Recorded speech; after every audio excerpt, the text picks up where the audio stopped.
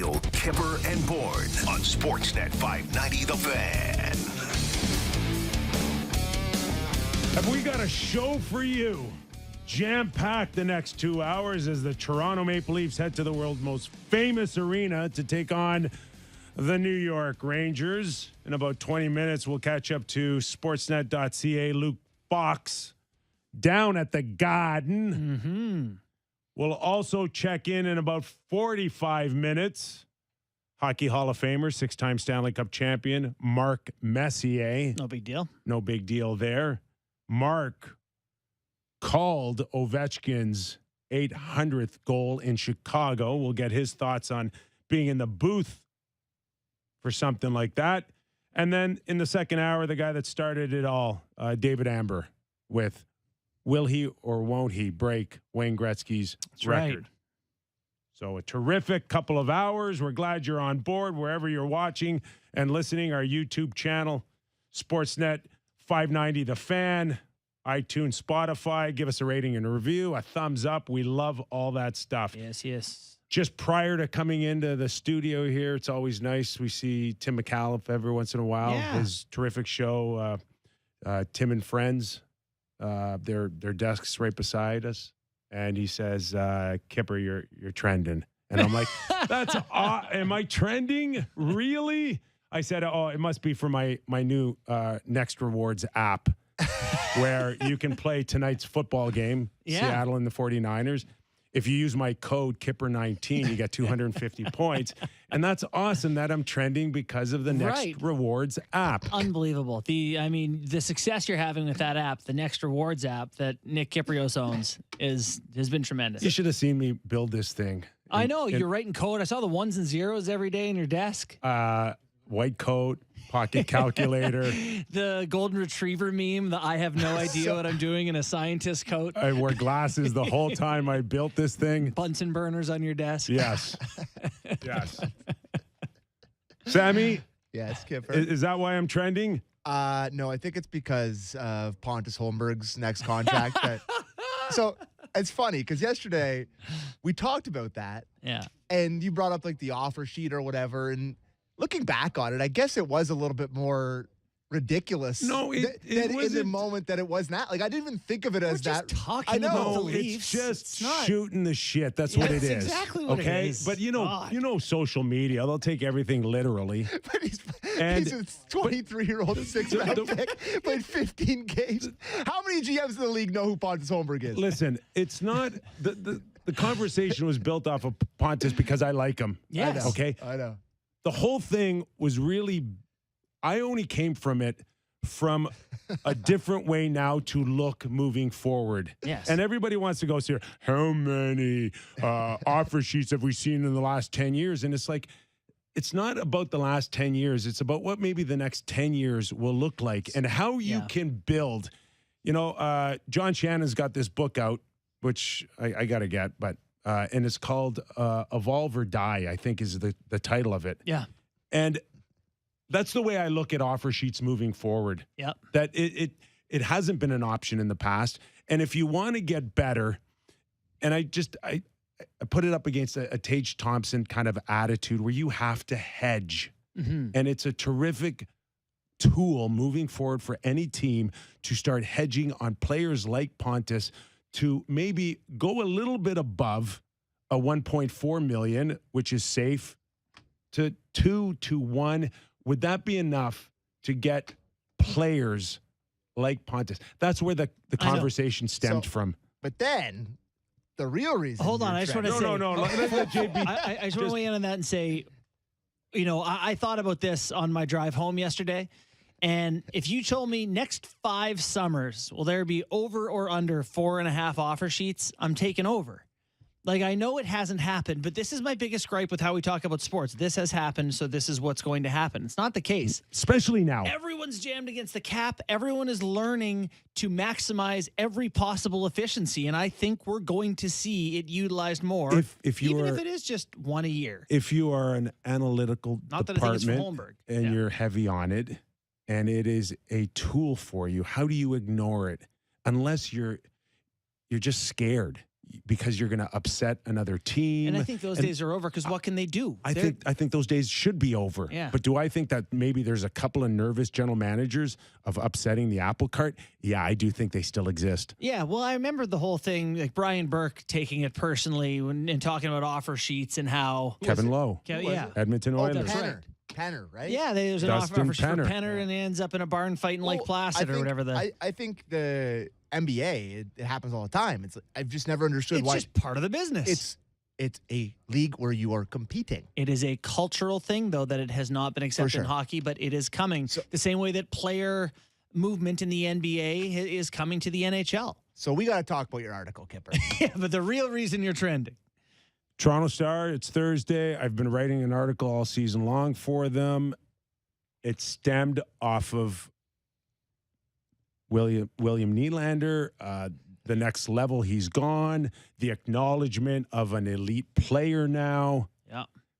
So I wrote a nice article on him. What's the big deal, Sammy? How good he is. Yeah, just about how great he is and how the Leafs can't afford him, eh, Kip? Well, Sammy and I were laughing. The team has lost 0 games in a month, and we're getting rid of Willie Nylander on our show. Can you guys just put your super fan pom-poms away for a second? What is the fact whether they've won 20 games in a row or lost 20 games in a row have to do with me writing about Willie Nylander and going to the next level and how it could get expensive? Well, it's just... Listen, what? It's funny, though. It's just funny. It's just funny. Today, what are you, Pesci and Goodfellas? Am I a clown Am I a clown to you? Do I amuse you, Sammy?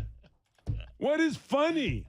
Listen, I don't think anybody in Leaf Nation is thinking about William Nylander's next contract. No? Hey. And the people don't want to think about it. So then it's been brought... he's made them look at the cruel reality of the next... You did it. Somebody else did it, too. Like, it's a thing. It's the perception of Leafs media where when things are going well and there's maybe not things to pick on, like we do it every day. We talked about Pontus Holmberg getting I'm part of it. What you're saying, did you read the article? I didn't read the article. I did, and I disagree with it. Well, then, it's hard for you to come on if you didn't read my article. Well, I was rushing around today. Right? I forgot my laptop, Kyper. It's been Did a bit you of a... read it? Yeah, and I disagree with it. Okay. That's fair to me. Okay. 100% that's fair to me. Again, it's an opinion piece. Yeah. I wrote an article based on the level of play that he has come to. By the way, it's a good article. I do want to say that. Okay, you disagree with it, but it's a good article. Yeah. Okay, I'm confused a little bit on that. No, that's the idea. The idea of writing something that makes people think. Yes. And you're right. It made me think about things. Okay, I think that's a compliment somewhere in there. I promise it is. Okay. Yes. So let's go down the path. Yes. Because I had spoken about the challenges, again, off of bringing your core guys back for how long and whether or not they can still do it, moving on a cap that's been challenged the last few years. Yeah. And how it pertains to all of this in the article was that this may be the best year to win the Stanley Cup. And again, to put things in perspective is that I'm not sure even if Willie can sustain being here next year based on the challenges of the cap. So, Sammy, apparently him and Leaf Nation didn't like it because it didn't match up to how great they are this year. So maybe I should have just wrote the article in June. Maybe I should have saved it for June, Sammy. Yeah, we're like that, kid. But listen, I'm looking at their cap-friendly page here, and the Toronto Maple Leafs, they have no one under contract when this contract expires. Let me tell you something. You be quiet for a second. But they're going to prioritize to sign him. Hey. What? JB's going first. All right. And you can read the article while he talks. Come on. My only disagreement was just with the math, with the idea that they wouldn't be able to maintain. You mentioned the core of the 5 guys. Yes. If Matthews gets a bump to, you hypothesize 14, 15 million. Nylander, if I was picking up the implication, you think he'd be a $10 million guy? I would think it would be very challenging for the Leafs to get him under 10 million. Right. So you're looking at bumps of 3 for Matthews, 3 for Nylander. What I ended up doing was putting the whole package together 2 years from now. Yes. When the cap should be up at $5 million, right? I had it at $56 million for the big 5, including Yarncroc. Mm-hmm. And then the sheet is completely clean. Yeah. Yeah. It's a good spot to be in, having a clean sheet and star players. It sucks. No, it's perfect. It's perfect if you had a lot more money than what is left on the table. We do not agree. JB. Yes. So how many guys do you have that on that clean sheet that you have to fill? Because I had it at 16. It's a lot of names, but this is exactly how the team has been constructed and has had success. Okay, right? no, it's not. Okay, well, It's had not. success. Okay, Or so we're going to quibble over the semantic of success, but so they're the projection is 2 years from now, $88 million. Yeah, okay. Yep. Okay, so that's 16 guys for roughly $31 million. Tell me now how you're going to get the rest of the team in that frame needing a starting goalie, a number 2 defenseman, a number 3 defenseman, and a number 4 defenseman. Yeah. No, and this is what Kyle Dubas has constructed for himself. Yeah. But it's a comparable challenge to the one that they have had over the past 5 years with those guys eating up. It's almost the same percentage of the cap you're talking about the core guys eating. But you have Muzzin at almost at 5.6 million, and you have Brody at 5. Yeah. Those are really 3 good and players. 4. Yeah. You're not filling your next round with $11 million for 2 defensemen. You're not. It's just going to cost more for those spots. 100%. If you can find guys. You need to go fill them up with another $5 million players. You can't do that looking at $30 million for 16 guys. And that doesn't even include your starting goalie. To me, there's too many unknowns here. Yeah, I understand. that there are positions. Think of how many guys cost minimum on a team for the Leafs. Looking at the Leafs right now, they have 7 guys making under $1 million. And good luck finding 5 Giordanos who will play 20 minutes and earn $750,000. It's overly cynical to think they can't find someone else who can play good, who's good. It's going to be challenging. Well, that's a big challenge. It's a big challenge. It is a big challenge. But it's been challenging this whole time, like you said, outside of Morgan Riley, you can't fill up 2 and 3 with $11 million. You can't. Brody, want to play for another $5 million contract? Well, now you're in the ballpark of go ahead and convince those guys. And I said it in the article. Nylander can stay if he just likes it here and wants to take less than market value. That's always out there for these guys. And good on Kyle for being able to convince Giordano that he can that you're going to play. You may play 20 minutes a night, but you got to make $750,000. I wonder if Nylander has played himself into a point there, Kyper, where you're like, okay, it's time to talk to someone else about moving Tavares. Or Tavares is up by that point, right? No, he's got another year. Okay, so he's got 1 year, 24, 25. He's got 1 year left. Yeah. Well, Now you're talking. Does he want to chit chat? See, now you're talking. See, I love this about this guy because this guy's a thinker. And you may have to push Tavares out by then. Ooh. I mean, one of two things has happened. To keep Willie. And you would obviously do that if you could, I think. Would you not, given the stages of their careers they're at? You haven't even factored in that 2 years from now, July 1st, you have to go to Mitch Marner and sign him. And he's going to get $45 million a year, right? No, he'll ask for what Matthews earns. Yeah. At 15. Yeah, that's going to be a couple of big tickets. Do you see tickets. where I'm going with on this? Yeah, but that's 3 years away. And it's also the same issue that it doesn't matter. Well, listen, they don't think like you, Sammy. They don't. And they don't think like social media. These conversations are going on right now with Kyle Dubas, Brendan Shanahan, Prindham, all of them. They have these conversations now. Sure they do. Okay? And my job is to bring you the conversations that the guys have in the room, that they have in the boardroom, or agents have on their 10th floor office. It's not super fan Sammy going, hey, come on, don't bring that up. They've won like 20 in a row. I'm just saying. And what makes you so sure Willie's getting $10 million? JT Miller, what did he get? How many points did he have last year? 100 points? He got $8 million. Like, I'm not so sure he's going to get $10 million either. The comparables you use, you try to convince him he's Philip Forsberg right? is 8.5 on a discount who was too scared to go to the market. Well, I mean, that's fine Okay. contract. They could give him that. 100%, and he just could not- say yes. I'm just not convinced that he's going to get $10 million. Like, But Willie has shown a desire to hold out Hey. for what he's worth. I Everyone played here with has. his dad. Okay, his dad never left a nickel on the table.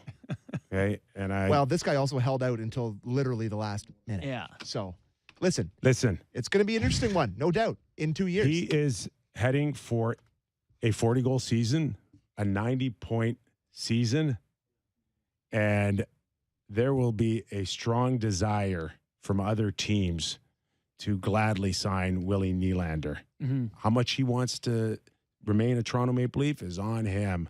God bless him if he wants to be a Leaf the rest of his career.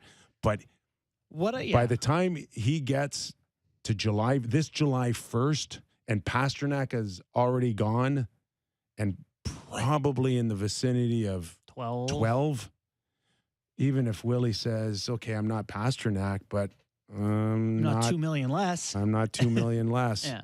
And knowing that you're 12 months away from maybe, I don't know, Buffalo Sabres looking at you going, hey, wouldn't you like to see him and Tage Thompson together? You know, the one thing I'll take from this conversation being brought up at this point in the season is that 1 year from now, if Willie does not have a new contract, it's a very real conversation about. No, I'm sorry. Too late. Too late to what? Too You're gonna late to trade have him by that? to take it that far.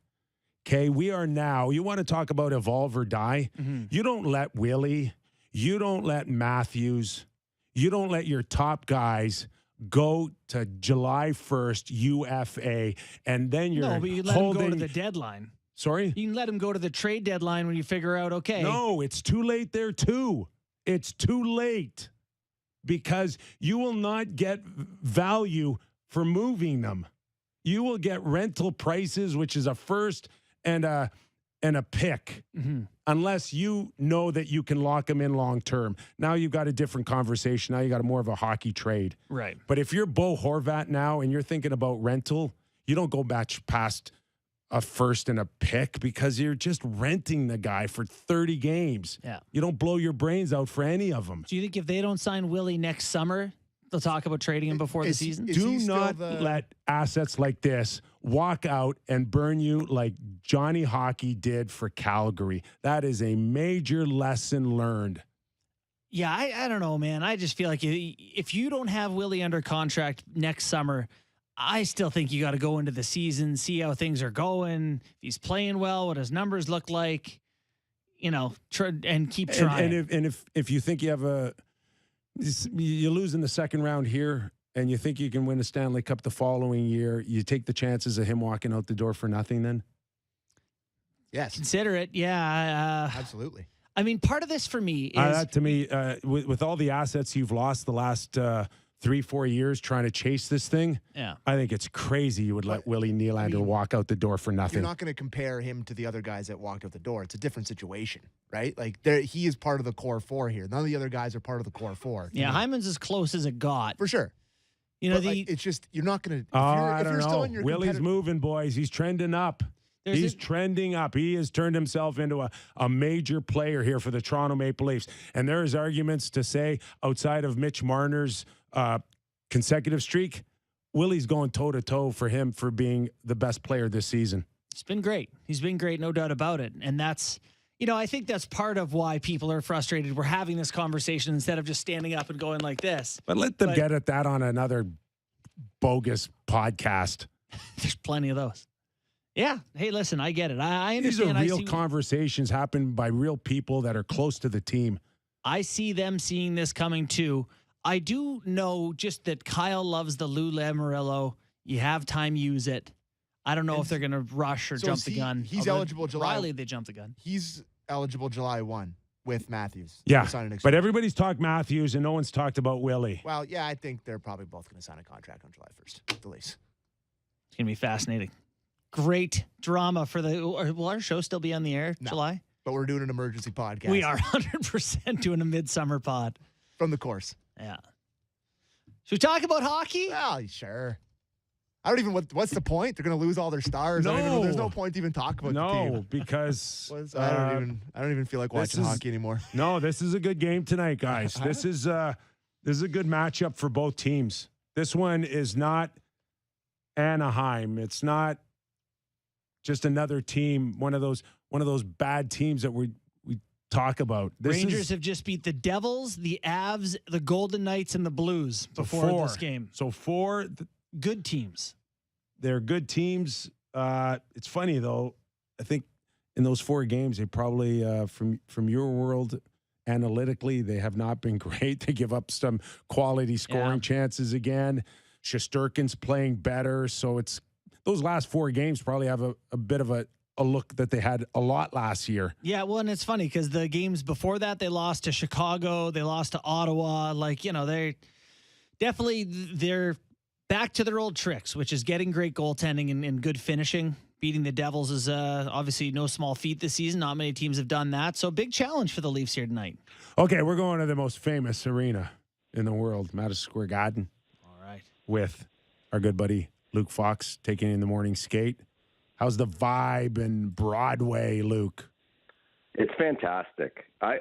You must have loved living here, Nick. Like I really get energy jolt when I'm in this city. I love this city. So it's a bit drizzly here now, but I don't think it's as bad as it is in Toronto. But the Leafs are very loose. They're feeling good. I was talking to Mark Giordano for a story, and I was asking him about how the quality of scoring chances are up league-wide at like an all-time high, and he was explaining why that was, and he was like, it's because you have so many skilled players, and he said, like a Michael Bunting will come through and just beat you one-on-one, and it was because Bunting was walking past, and so Bunting started laughing, and Gio started laughing, and the mood around these guys is, night and day from where it was at the end of October. It's really something to see. Did the team check out Bunting's got a cover on a magazine? Have you seen it? Oh, no, I don't know about this. Oh, yeah, he's got this huge spread, and he's just looking like a gazillion dollars. What magazine? Without escrow. I'll find it. I don't know. I'll find it at the break. But somebody put him on a cover, and he's got the all GQ look. Matthews. Yeah. Wow. Okay. Yeah. Okay. I'll have to check it out. Well, yeah. I'll get the name of the magazine. I didn't recognize it. All right. We'll check Toronto. I think the pictures were Toronto color. Life. Hey, just in terms of now the goaltending situation, Murray goes in tonight facing a guy like Shesterkin. This could be the biggest test of the year, I think, for Matt Murray. Yeah, no, I think it will be. And, even though he came away with a win, that performance against the Calgary Flames was the first one you could say that, he didn't bring his A game. Like he looked shaky that game. He hadn't looked like that since the opener before he got injured at the Bell Center. So when you look across the stall, or actually the stall right next to it, and you see a guy who's just pitched back-to-back shutouts, and there's a bit of internal competition brewing. I think Matt Murray's a proud guy, and I think we're going to see a much better performance from him. Yeah, that would be good. It's you worry about the decline after seeing such a similar season from Jack Campbell last year, starting awesome, and hopefully he's able to bounce back ably here. Looking at some of the other positions for this team right now, one guy I'm interested, still kind of getting some love from his coach, Connor Timmins, still in the lineup, finding his footing a little bit. When Jordy Ben gets healthy, what are the expectations for what is going to happen here? Do you think Timmins is a guy who they want to see stick consistently in the lineup? Yeah, I mean, he's a right shot, right? And I think that goes a long way to help balance out the pairings. And I honestly, I think the organization would like to have some depth. Well, they have the depth when everyone's healthy, but also have some flexibility so that if someone isn't playing well, they're not just forced to play the six they got. So some internal competition to stick in the lineup, I think, would be great. And also, Sheldon Keefe has shown a tendency to adjust his lineup according to the opponent. So if you're playing a bit, maybe a slower, more rugged team, maybe Ben goes in. And if not, you got Timmins. But this is a nice little development. I mean, this is the silver lining, right, of what happens when a guy like Morgan Riley comes out, that your middle-class defensemen start getting harder assignments and getting more minutes. And a guy like Timmins, who'd probably be on the outside looking in or playing with the Marlies or something, gets his footing with his new team in the NHL. It's great to have that. I'm sure it did wonders for his confidence to pick up a bunch of points against that really crappy Anaheim Ducks team. But to see your name on the scoreboard, start feeling part of the team, I think it's a great sign. And they're sheltering him a little bit, or not sheltering, but like couching him a little bit by partnering him with TJ Brody, who's probably the most pure, dependable, pure defender. So he's set up nicely to succeed with the Leafs right now. I really like that partnership. It makes it kind of an easier transition for him. And he's just one of a number of kind of nicer stories down the bottom of the lineup. Pontus Holmberg's another one. All right, well, listen, we found that article for you, Luke. Okay. My crack team here discovered, what is it, JB? Glory. It's called Glory. Glory Sports is the Instagram account. Bunting, the previous editions were Alec Manoa, Christine Sinclair, some fine company the man is keeping with the subhead of how the Toronto Maple Leafs player made his journey back There you home. go. Well, listen, enjoy that and see if you can get a couple of sound bites after the game on the photo shoot with Glory. Okay, I'll Thanks I'll for bug him doing about this. it. Thanks, Luke. All right, take care, boys. See ya. Look at this kid. Look at this, what he's got on here. He's look at the Twitter logo all over him, basically. No, Look at these is it? birds. Well, it's not actually Twitter, but It's he's just doves. got a bird suit. Right? What a pigeon. Oh, that's Hey. a nice little leather jacket. like the there. shoes Sorry, he's denim wearing. jacket. Hey, only in Toronto, right? I love it. I love Hey. it. Like, weren't we like a year ago, 2 years ago, we see Mikheyev with a national Campbell soup Campbell campaign. soup commercial. Because Hey. he one time in an interview was like, I like what are the- soup. what are And they the- were like, the man loves Hey, soup. you think he's getting that commercial in Vancouver? Soup man. Not a chance. Well, they got to go to a final. Maybe he'll get another commercial. Let's go to Sheldon Keefe for our first Kippers Clipper on being in the Big Apple. Derek, you got that one for me? Beautiful time of year, beautiful city. Walking around last night is it's terrific. But you wake up here today and it's game day, so you just sort of, for me, walking to the city or walking to the arena, through the city is great, and we'll walk back to the hotel. But other than that, it's game day, and we'll just focus on what's going to happen on the ice. You know how we talk about Ontario guys coming in here and having that extra juice? Oh, extra Against juice the in New Leafs? York City, huh? The boys will be bringing it tonight. I got to tell you. the juice, huh? You like the juice. No better place to be Yeah. at Christmas time than Manhattan. No. And they've got some wives, maybe some girlfriends there that made the trip. They Yeah. want to go. They want to go out. The for juice a nice, is good, huh? They want to go out for a nice dinner after the game. Yeah. Maybe a couple of cocktails. Yeah. Hey. Does that not take away from the juice a little bit? The hockey juice? It's No, the hockey, no? No, this is the maturity of saying that's our carrot. Mm-hmm. You want to really enjoy it? Win. Yeah. Okay. We're still going to do it, but it won't be as fun with a loss. It's truly makes a huge difference. Doesn't that make sense? Yeah, it does. Great place to wander around. A little snowfall goes a long way. Yeah, I've only been to New York once in my life. Yeah, I was that's young. got to be the next holiday to-do list. I know you're going to somewhere warm and sunny this year for Christmas. That I sounds am. pretty good too. Yeah, I'm looking forward to it. There you go. Where do you guys want to go? Angville Camp, Connor Timmins you brought up. You want to hear a Point streak. soundbite Yeah, on? let's talk about Connor Timmins. Connor. All right, let's go, Connor. Well, I think Connor. what's impressive, he plays with his head up and is looking to make a play, looking to find a stick to get it to, whether that's to pass it on breakouts or regroups and move it up the ice, or look at the play he made to Mitch in the first period the other night in the offensive zone. Just, a lot of defensemen are just going to kind of lower their head and pound it towards the net, but he gets his head up, surveys the ice, and finds a stick that gets to Mitch, and Mitch does the rest there. So I like that part of it. His head's up and he's making plays. He's defended well. He's got good size, good stick, and a body that can get in the way. I think just to me, it's just about more game reps and experience playing the league. He's had a lot of disruptions over his short pro career, and trying to get him as involved as we can here through this stretch while we're dealing with our own injuries. But he's done well, and we want to continue to give him opportunity to keep taking it to another level and adding different layers to his game. Lot of disruptions to his pro career up to this point, Sheldon Keefe notes. Concussions, Yeah. healthy. Just stay healthy. Yeah. That's the number one thing. That's why he's not in Arizona anymore. He just couldn't stay healthy. They run out of patience on a guy like that. Mm-hmm. And then you get a fresh attitude out of Kyle that says, we'll give you another chance to stay healthy. That feels like the type of guy that you go seek out and say, man, this is a guy who has had disruptions, who was highly touted. If he can just get a run of hockey going here, maybe we can find, it can be found money for us. And Luke said right-handed shot, a bigger body, but just there's no physicality to his game. That's the only kind of wish list for sure for me, is that's just another guy that I think I can go and run. Yeah.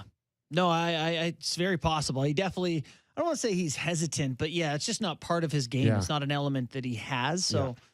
And I think that's tonight, guys. This is where I look at the New York Rangers and, particularly on that blue line, Trouba not having a great season with the puck, but still as dangerous as anyone. mm-hmm. Open ice hitter, physicality of him. Lindgren, Keandre Miller, not as physical probably as a lot of people would like, but can and will on occasion. Who am I missing? Schneider. You seen that guy with the Rangers? Schneider, is it? Yeah. I wouldn't sleep on that guy either. Yeah. So I think a game like tonight might give Kyle and Brendan and even Sheldon probably a better feel for what they still may need Mm-hmm. than anything that they've seen in, against a team like Anaheim. Yeah, and I do think that, they've probably been aware of it, but it hasn't really come up this much since the Philadelphia incident that you've seen sort of that lack of edge that, that they don't have because all they do is win and they don't need to get in that sort of stuff right now. I do love the games around Christmas, though. Always have a special vibe, and you're right. I think good pace coming tonight. All right, we got a few other clips. Do you want to hear him talk about the point? Oh, go ahead, Sammy. I just have a classic. We're talking about sports media conversations. Yeah. Is tonight a potential goalie controversy tipping point to you? If Murray's no good? No. Okay. No, not till after Saturday night. That's what I was going to say. Okay. Who's Saturday is Samsonov? Yeah. So Murray, whatever they lose tonight, I don't know how bad he has to be or whatever. Say they lose tonight and he's not great. They're down 5-2. Samsonov goes into his former team in Washington. They win. And then what are we talking about on Monday? You know what we're talking about Monday? Mm. Matt Murray starting against Tampa Bay on Tuesday. Okay. Yeah. That's what we're talking about. All right. That's why I asked the question. But I will say, once we are at the beginning of but the potential's there. If there's a couple of bad games for him where you start to go, are we sure about this 2 games for him, 1 for him thing? As we've proven to social media, we need something to talk about. Well, we quite literally do need something to talk about. But let's just say, for argument's sake, Matt Murray gets blown out tonight. Yeah. And Samsonov has a strong game, maybe beats Ovi, shuts him down.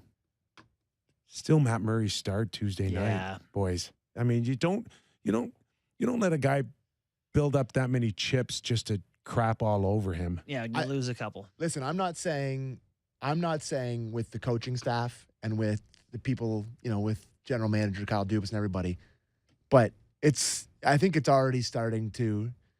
Samsonov's a likable guy.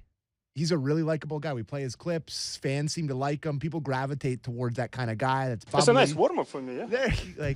He's played really well. He's definitely got a sexier style in net. He kind of flies around a little bit more athletic. Like, to me, there's a chance here for fans to be a little bit they may pick their horse, but the odor of a goalie controversy to me is starting to hit my nose. But you know what? I don't think it happens in a situation like this where the Leafs are where they are. They're in terms of goal differential, 3rd best team in the NHL. They're way up there in points percentage. In the division, it's not like they're trying to make playoffs. Goalie controversies happen when you're like, we need to wring every point we can. That's fair. Get the 100%. right guy every night. Right now, like, you have the luxury of going, yeah, Murray lost 3 in a row, but we're going to let him play through it. They're in a good spot now. They've earned the right to avoid the goalie controversy. They're 8 points up right now. I'm going to play 7 up on Tampa Bay. I'm going to play the opposite side. That there will not.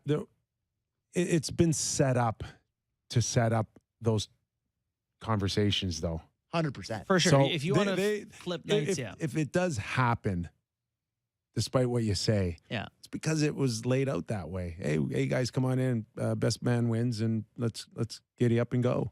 For sure. But if it's the other way around and you're saying it's Matt's net, no matter what, he's the starter and Matt's garbage, eventually people are going to go, oh, excuse me, question in the back. Why is it Matt's net?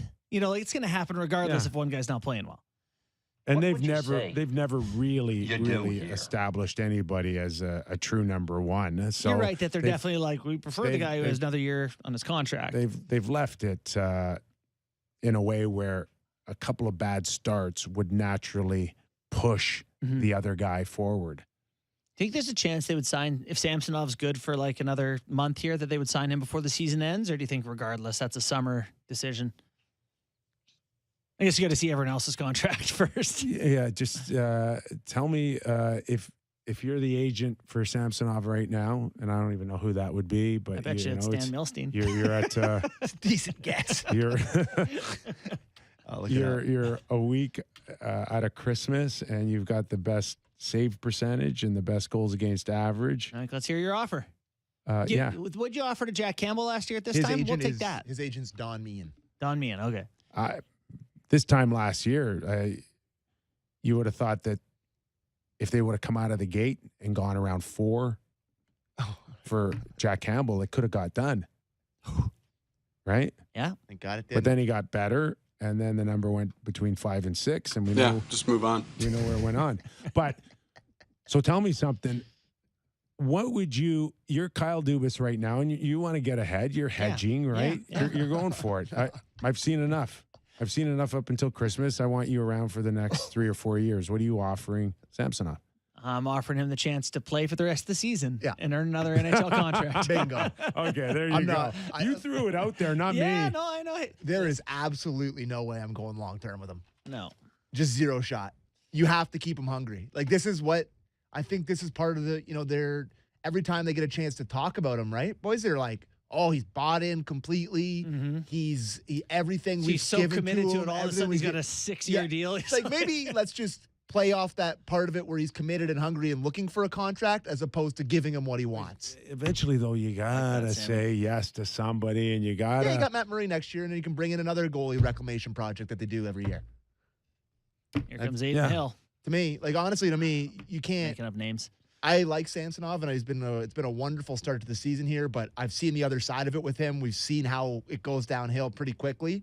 You cannot commit after any length of time here. Yeah, just move on. And Samsonov's just on the 1-year deal at 1.6. Yeah, whatever it is, somewhere in there. That's a pretty good position. It is. Before we get to break, so we're not late for Messier. Do you want to hear Keefe on trying to tie the Leafs point streak as a team?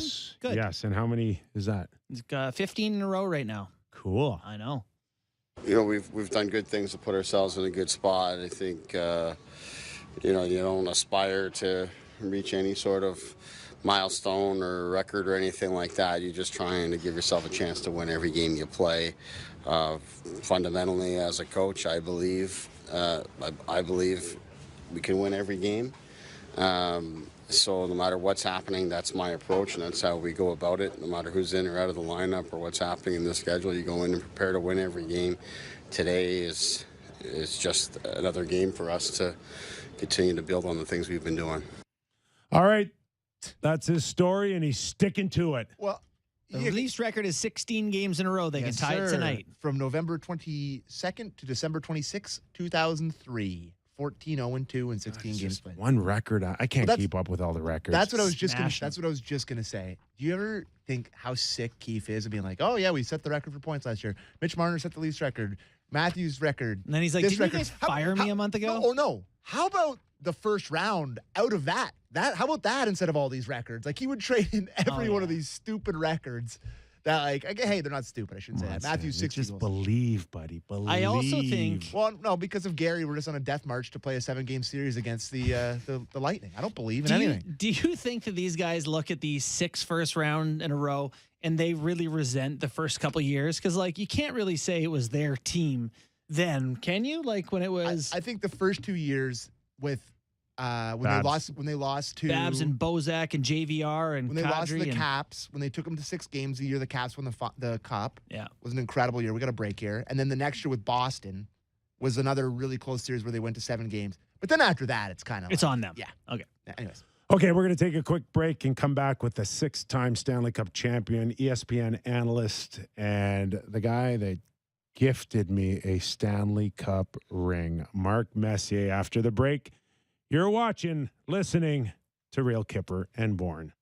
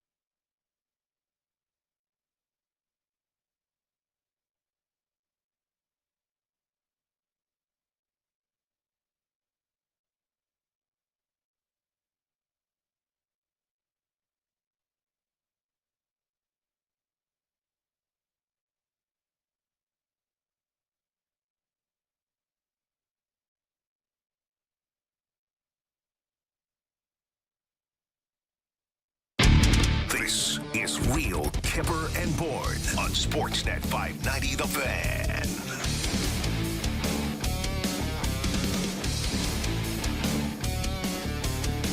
Justin Bourne, Nick Kypreos. We're back. New York Rangers, Toronto Maple Leafs. Get a hold of Mark Messier and bring him in. But in the meantime, I was talking, JB, about the challenges that I see that the Rangers could present to the Toronto Maple Leafs. One of them is that the Rangers are a physical team. And I know the decision to let Ryan Reaves go, and we've seen what Ryan Reaves has meant to the Minnesota Wild with a huge hit last night. We'll talk about that a little later on. Yeah. But do you have is there somewhere you can go quickly on a team with the most hits this year? Find that, yep. With the Rangers, and I don't know what the number is, but they to me would be a top 5 team. Right now. Fairly efficient at said thing. Hits. Here you go. Tops in the league. Rangers are third most hits in the NHL. There you go. Wow, behind just Hold two. on. I want to take a crack at this because I don't know the list. Okay. I'm going to say Boston. Boston is not one of the two. Boston is 12th. Oh, Where do you they think the are. Leafs are? Believe it or not, I think they're closer to the top 10. From what I've seen the last 3 weeks, it feels like they're I mean, there might be a few bummy checks. Do they count? They're Do bummy- dead in the middle, Kipper. They're 16th Okay, in they're the 16th. NHL. Yeah. Okay, I thought they could have been like 12th or 11th. One of the teams ahead of the Rangers is Brian Burke's. Oh, Pittsburgh. Yeah, and the other team is Oh, West? no, but East. East, very close to the one we just discussed. Washington. No, it's John Tortorella's team. Philly. Oh, really? Yeah. Philly and Pittsburgh running into people out there. Islanders are in the top 5. You know who's in the top 5? Ottawa. The Ottawa Senators. Senators, by the way, on a bit of a run. I think they're 7-3 in their last 10. But you wrote them off. Did I? I wrote the Canucks off for sure. Did I write Ottawa off? Probably. Sounds like something I would do. Flames run into people a lot. Anyway. Least hitting team in the league is the Devils and the Sabres. Sabres? That's surprising.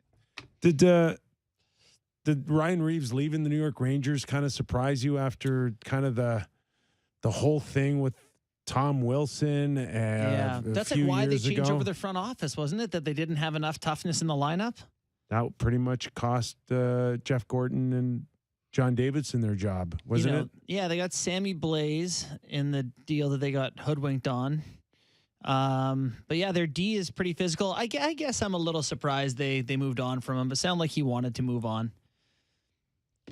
Still waiting to see Lafreniere find his stride there a little bit in New York, but he's on that kid line with Hedl and Kako. They're getting better. You think Trocheck's starting to feel a little better there?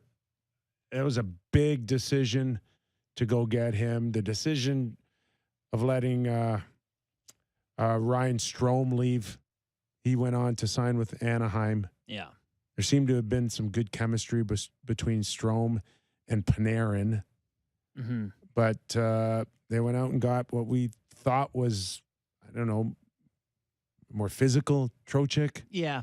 I think he is getting more comfortable, and I think he's a good player for them. You know, looking at this team, though, you mentioned they're physical. You mentioned their D being good. To me, it just comes down to how Shesterkin's going to play. You know, he started the season looking pretty average, is pretty average in the first couple months. In December so far, he's in .926. You know, he's starting to look like the guy of old. That, to me, is where this team is going to make their hay. Should we talk about the Reaves hit? Oh, yeah. So you want to talk about Ryan Reaves killing Hronek? Did you get a sense that it was a split on how people felt that this hit was, or was it just a small group that just continue to want to get big hits out of the game? I mean, it's a great barometer for, maybe not the best barometer, but I see people talking about it a lot on Twitter. I had a lot of people talking to me, and there were a few of my friends that were kind of, it's a iffy 50-50 play. But to me, I've watched it like a million times. Maybe that makes me bloodthirsty, but I love hits like that, and they just never happen anymore. So outside of whether or not we thought the hit was clean or not for 1 second here, we know how you feel. Like that hit doesn't make you squirm. It doesn't. It's just part of what you think that you're signing up for when you're watching. To me, yes, exactly right. If he is a National Hockey League player skating full speed up the center of the rink and he looks back inexplicably with the puck on his stick and Ryan Reaves is on the ice, like it's a big hit. The guy was hurt, but like you have to be somewhat aware of who's on the ice and your surroundings and the situation. No, like you can have a debate about you don't like hits like that, and so we need to change the rules for sure. Hit like that, but as the rules are constructed, that's a brilliant hit. Yes, there's a man skating straight down the center of the ice with a hockey puck. We have Reaves on his hit. If you want to hear, yes, him I talk do. about If you it. can't hit that guy, who can you hit? And he plowed him. Honestly, like he locked eyes with me, and like I saw him look at me, and then he just kind of turned his head and held onto the puck. So I'm not sure exactly what happened. I hope he's okay, but you got to know when I'm on the ice, and definitely don't skate at me like that. He pretty much summed it up. What did you think? What did I think? My first instinct is to go back and look at Hronek's body position just prior to the hit, and if he's got just a fraction of his back foot on the ice, that's it. He had left himself so wide open and so vulnerable. The most I can remember any player doing it. And it's not like there's a rule that says if you see a vulnerable player, you cannot hit him. There's no rule in the rule book that says that. Some onus on yourself to protect yourself. When you see how unprotected he left himself, then that's not on Ryan to stop dead in his tracks, hug him, and say, and there's no time for him to get out of the way. Yeah. I mean, once you're committed to it, there's just no chance that you can hit the brakes. It's also part of how he makes his living, is being a physical presence. He's thinking that way in particular. If you want Ryan Reaves to just take the puck from Hronek in that situation, then you want the league to be totally different than it. You want the league to be a different sport, to me. And when that's fine, that's not a terrible thing if you would like hockey to be a non-contact league. But as long as you can hit people to separate them, intimidation is a huge part of this game. Huge part. And that's a chance to send an intimidating message. And I don't know, boy.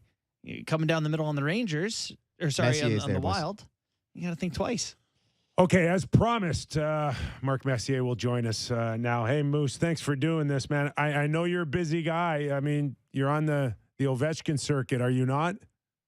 I got caught on the West Side Highway with the rainy New York traffic there, so sorry for being late. But we'll wait for you forever, pal. Thanks for doing this. Thanks for having me on.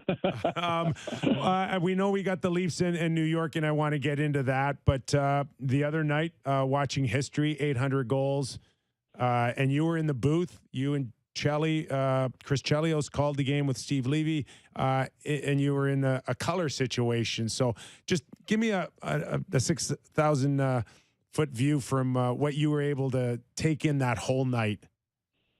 Well, I think the thing that struck me most importantly or impressively was that we're 2.5 years out from the time that everybody's predicting that Alex will break Wayne's record, and the game had the atmosphere was unbelievable. It was like a prize fight. And, of course, Gordie Howe was within reach going into that night. He didn't quite get there, but he did get the 800. But there was a different energy in the rink for sure.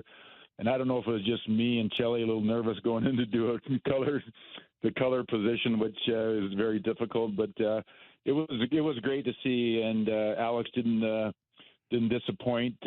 Washington's playing great right now. Came out, scored early. And I think the thing that really kind of was emotional or impressive for me was when he took a curtain call and the crowd, the Chicago crowd, actually threw their hats on the ice and gave him a standing ovation. And it was really an amazing moment for hockey in general. And think about 3 people that have ever played the game to reach that 800 goal level there. Incredible accomplishment. And wow, what a night for hockey. Mark, you've obviously seen firsthand the way that Wayne went about scoring his 892 goals in the NHL, and now you're seeing Alex in his whole career as he hits 800 and works towards Gretzky's record.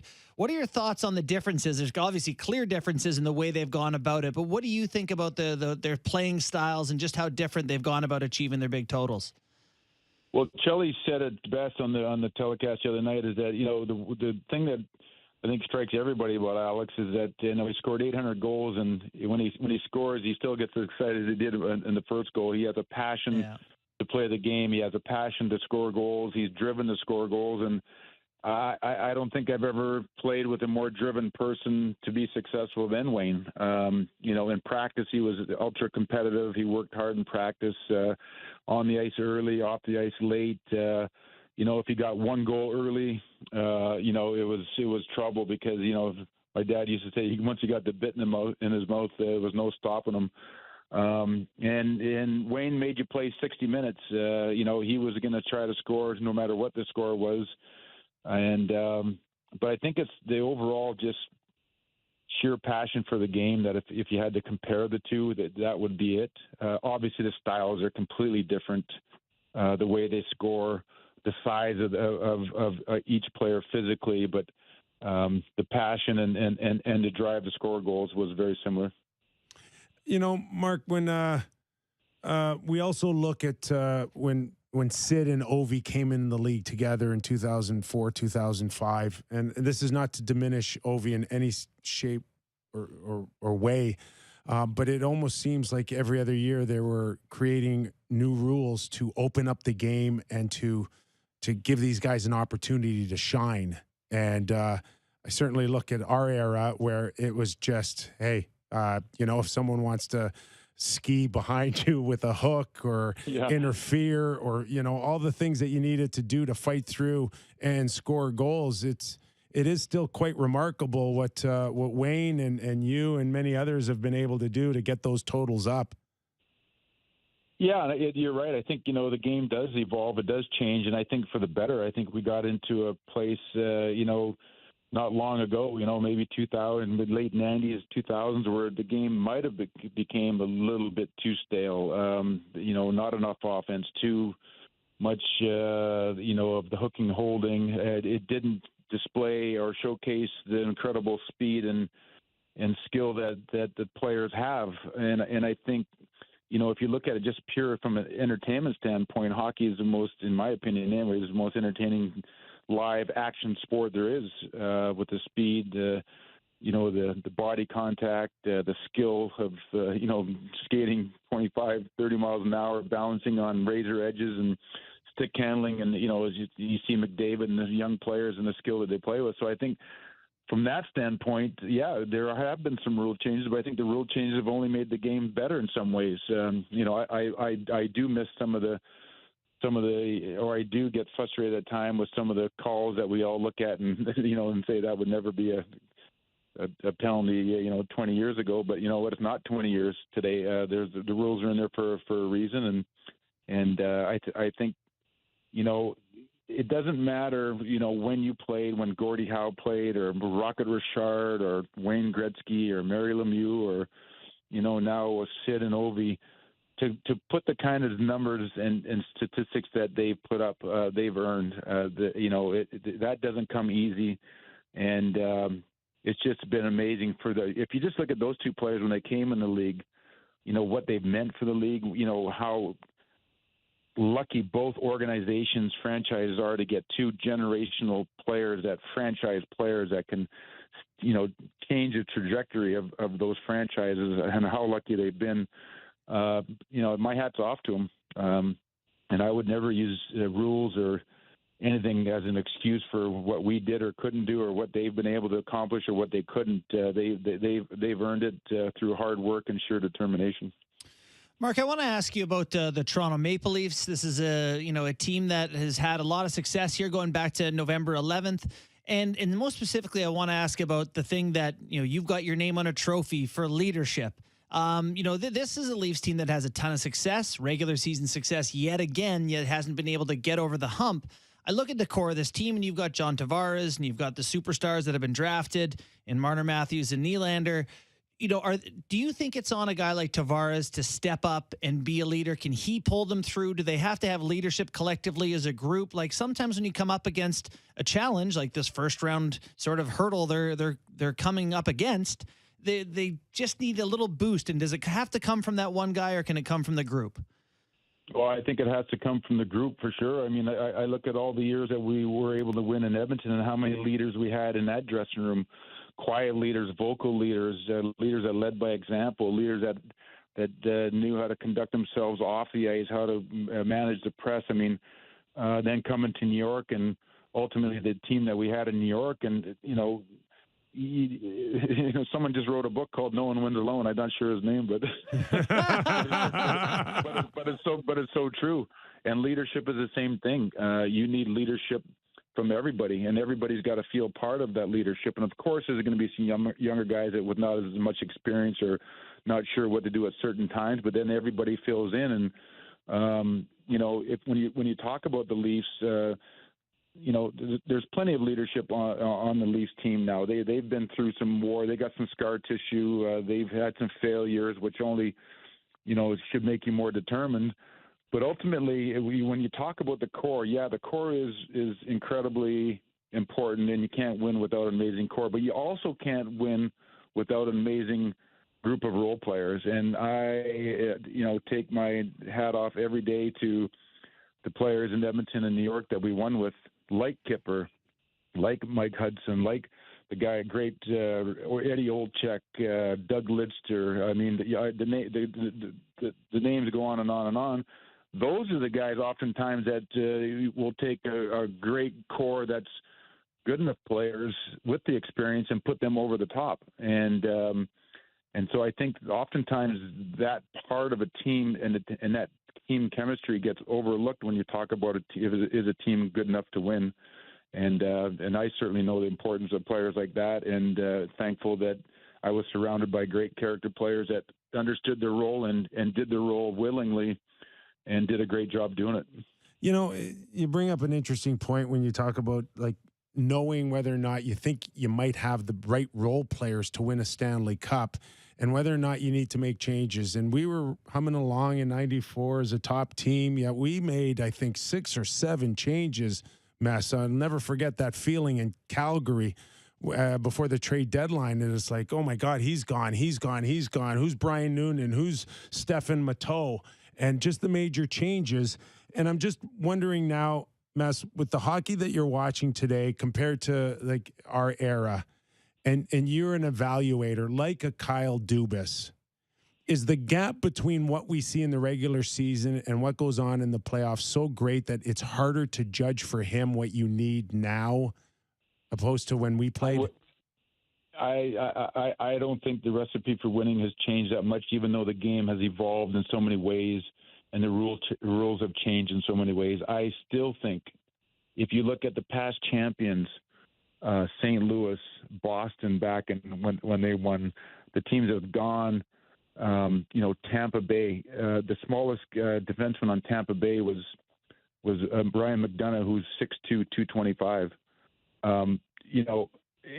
Size does matter in the playoffs. Heaviness does matter in the playoffs. Now, of course, you have to have the skill to go along with it. But when you're talking about 2 months of grueling hockey, wearing down, leaning on people, and teams trying to lean, because Kyper, better than that. The first thing you try to do is take the will to win away from the team that you're playing against. And how are you going to do that? And that's by, ground and pound. You ground and pound. You slowly and methodically, take the starch out of the other team if you can, and then to be able to do it, rinse and repeat for 2 months every other day. That's not only incredibly demanding physically, but it's incredibly demanding mentally.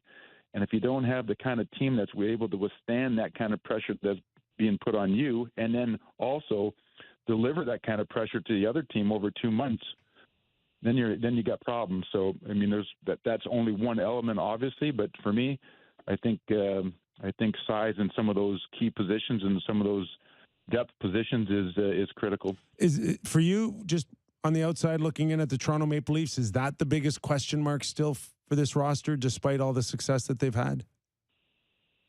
It could be, Kipper. It's unless you're really, as in the dressing room, with a really up close view of the team and the psyche of the team and with the team on a day-to-day basis and the grittiness of the team. And it's so hard to look at, watch. I mean, I watch hockey every night. I mean, there's not a day that goes by that I don't watch teams and see, but it's to really put for me to go on here and really see where their strengths and weaknesses. I think we all know where their strengths are, obviously, and where their weaknesses are. I think would be unfair, but I still think that those qualities that I just talked about is one of the ways we won here in New York after 54 years. You look at Jay Wells, you look at the guys that we traded for at the deadline with Mateau, 6'4", 220 pounds, Brian Noonan, McTavish was gritty. I mean, these guys are role players, but they're heavy and big and strong and tough as nails in their character. So, that you got to have the talent, believe me, and we did with it was Zubov and Leach and Kovalev and Larmer and great players, but we also had a lot of grittiness on that team as well. Mark, all the great athletes throughout the career, as you get later on, you have success, you hit milestones, right? And we're talking about Ovies earlier in the show. I wanted to get your take on how distracting it is. Mitch Marner is currently in the middle of a point streak. Last year, Matthews chased 60. Tonight the Leafs are trying to set the franchise record for consecutive points. Did you find those sort of milestones and chases distracting, or did you not think about them much? No, they were not distracting. In fact, they were actually galvanizing. I think that when you get on a roll, there's nothing better in hockey or in any team sport is when you do get on a roll and there becomes so much synergy in the team. You start kind of doing the same thing. You warm up the same way. And your line rushes in warm up. Everything becomes really kind of clear and focused and that is just part of an extension of a team that's really kind of playing well at a certain time. And to me, it also kind of elevates the interest and the emotions of the game because of, when Wayne was chasing a record or, when he was going for, 50 goals when he scored in 39 games. We didn't think he was going to score 5 goals that night, but, we knew the chase was on and he was going to do it within the 50-game mark. So I think it just kind of elevates the whole feeling around the team. There's more interest around the team. There's more press around the team. And then, of course, that just gives the team kind of that much more to play for. And when you get on a roll like it is, it's a great feeling. And Marner and the team are feeling it right now, and it's great to watch. Do you know what happened 21 years ago today? We went to Raccoon Lodge. I wish I was around, but I was not. 21 years ago, this day, 2001, you became the third player in NHL history to record 1,800 points. Oh, wow. Do you remember the game I did not at all? know that. Do you remember the game at all? I don't know if I do. Just so many milestones. That is so cool. That is so cool in my eyes that you don't even remember that. That's how great your life has been. That you can't remember that. You beat Buffalo 4-2. Someone asked me on the telecast the other day if I remembered the milestones, like the 200, 400, 500, 600. And I was in 2 of them. I scored a hat trick on my 400th goal and a hat trick on my 500th goal. And they said, "You don't remember that?" I go, "No, I don't remember." I said, "There's only one number that I really remember in my whole career, and that's number 6 because of the 6 Stanley Cups." Yeah. Wow. And that's all that matters, man. That mattered for me. I was in the game. You scored your 500th, and that was always a magic number in the NHL. Hey, Moose, thanks for doing this, pal. We really appreciate it. Yeah, appreciate being on with you guys. Sorry for being late. No problem at all. Anytime, Kipper. Thanks for joining us. We'll wait for you forever, man. That's how at least cool till 5 you p.m. are. Yeah, at least till 5 p.m. Mark Messier, Hall of Famer, 6-time Stanley Cup champion, doing a terrific job with ESPN. Okay, we're going to take a quick break. And the guy that apparently started this whole thing with Ovi Watch, David Amber, of course, does a terrific job on Sportsnet. Monday night game of the week for Sportsnet. We got DA after the break. You're watching, listening, Real Kyper and Bourne.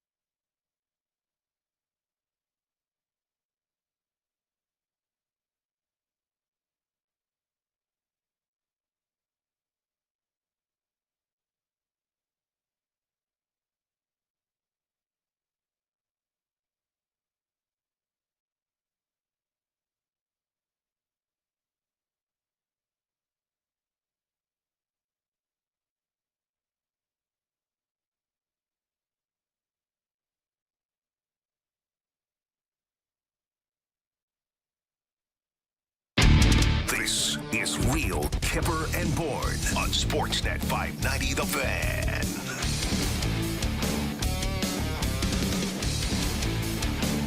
There's no way David Amber's as busy as Mark Messier, so he should not be late at all for us. Both have a lot on the go. But no, DA's here. This may be, like, I love Mark Messier on our show, Yeah. but this could be my favorite segment coming up here. Let's welcome in David Amber, the face of Monday Night Sports on Sportsnet. I don't know. This is the weirdest intro of all time. Was that good? You know what? I got to be honest with you. I got to be honest with you. They gave me. Sammy gave me this lineup. I screwed up. God. It's I for copy Sammy. and pasted from last. He guess screwed what? up. I screwed He's up. got- Not the first time, won't be the last, boys. DA, he's got host a hockey night in Canada, and we know you're not there anymore, but you got this terrific show on Monday, and you never told me what the show's name is. I fall. So It's Can you easy. help me It out? rolls off the tongue. Rogers Monday Night Hockey. yes. Now we got the number one face of Monday Night Rogers hockey. There, is that better? No. Okay. Rogers Monday Night Hockey. Not Monday Night Rogers Hockey. Do you remember when we worked together and I said anybody could host? I was wrong. You told me that almost at the start of every show. Yes. My favorite Kipper story, Justin, you'll love this. Yeah. So we're about to do a segment, and we're about to go on, and Kipper turns to me and goes, hey, just do me a favor. Just don't talk too much during the segment. I don't know if he does that with you guys, but he just said, look, just let me do the talking. And I'm like, well, I'm the host, though. I'm supposed to sort of set it up. He's like, no. Don't worry about that. I'll take care of that. I was like, oh, man. We do that at the start of every show, actually. You know half the stuff I told you. I wasn't that serious, right? Well, yeah, my therapist says not to take it seriously. So, Kipper, we always had a lot of fun. That's what I. And I Always. remember you have the most infectious laugh of anyone I've ever worked Oh with. gosh, that means a You're like- lot to me. No, you know what I mean. When you start getting, I'm just joking. Shows, you and Elliot and Kelly, we would get so silly, and it was a lot of fun. A ton of fun. I even pranked you a couple times. I put it on social media. It went viral. We had an absolute blast. So how much are you enjoying your victory lap around OV knocking on the door of breaking now Wayne Gretzky's record? Because we did have that conversation a few years ago. And, be quite honest with you, it's not like you said it looking through a piece of glass at his maternity ward when he was born. But, I mean, Pretty it was close. it was close. Yeah, well, no victory laps yet. I do remember the first time I brought it up, I believe you and Doug McLean. That was a great sense of laughter. You guys definitely gave it to me. Elliot, you guys all thought I was an idiot, but he hasn't done it yet. So at this point, I'm still wrong, right? But it's amazing what he's doing. He doesn't slow down, right? Like, he's on pace for a 50-goal season. There's only been two players his age who've ever scored 40 goals, Johnny Busick and Gordie Howe. So a 37-year-old, to just keep up this pace, it's amazing. And, it's sheer power, right? Like, it's such a fast game now. And he's always been a solid skater and a powerful skater, but he doesn't put pucks around goalies. He still puts pucks through goalies. It's just a sight to see. So what is the projection, DA? I'm sure you've worked it out. When is it happening? Are we 2 seasons away, 3, 4? Well, Next November. No, definitely. Yeah, I think we're in the short strokes here. I imagine he's good for another 20. Like, conservatively, he's good for another 20 to 25 goals this year. So that puts him at 825, and then we're, into the final 75. So imagine not next season, but the early in the following year, like in, November of 2024, a little close to 2 calendar years from now, I assume we'll be having a pretty celebratory conversation surrounding Alex Ovechkin as the greatest goal scorer.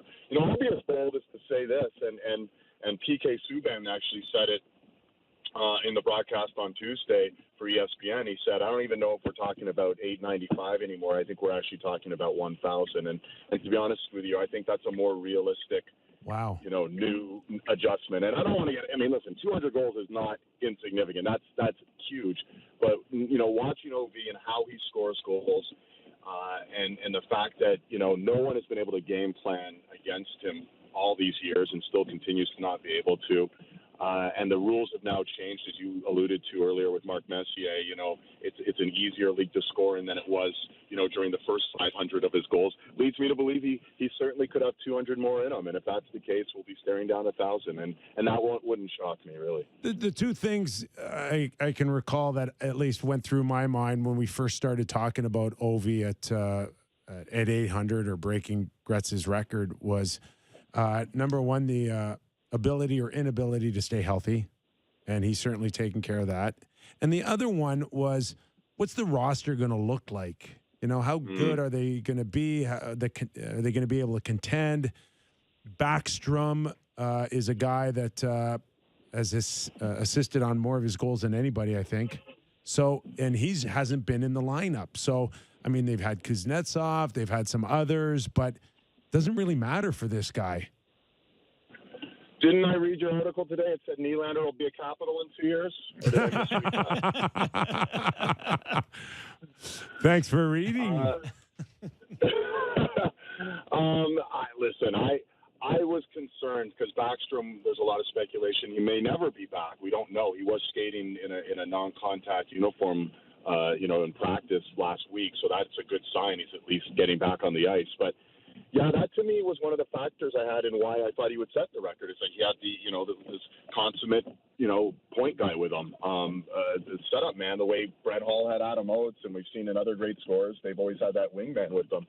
But the fact that he's been able to do it this year in a variety of different ways with a variety of different line mates, has maybe diminished my fear that would be a problem for him. And let's face facts. The one thing, and even to go back to your Nylander discussion, I was listening to it. It was interesting. I think the one flaw is not the right word, but the one thing that's not being discussed is, okay, so let's say Nylander did sign somewhere else. Okay, so that opens up $6.75 million for you. You're going to get another elite player added to the Leafs lineup. So if he does leave, and if Backstrom does have to retire, they're going to be able to fill those shoes with another elite player. So I do think, that's not going to slow down Ovechkin. If nothing else, it'll be his desire. If he has the desire to keep going and try and get to 1,000, I think he'll do it, and I'm sure that the team would be right behind him for that. And if he decides after 895, I've had enough, I'm done, then that'll be the situation, I imagine. DA, you've obviously followed the Canadian teams closely this year and previous years. Where are they versus your expectations going in? I know we're waiting for that year where you get 6 Canadian teams in the postseason or something, but it does not seem like this is going to be the one.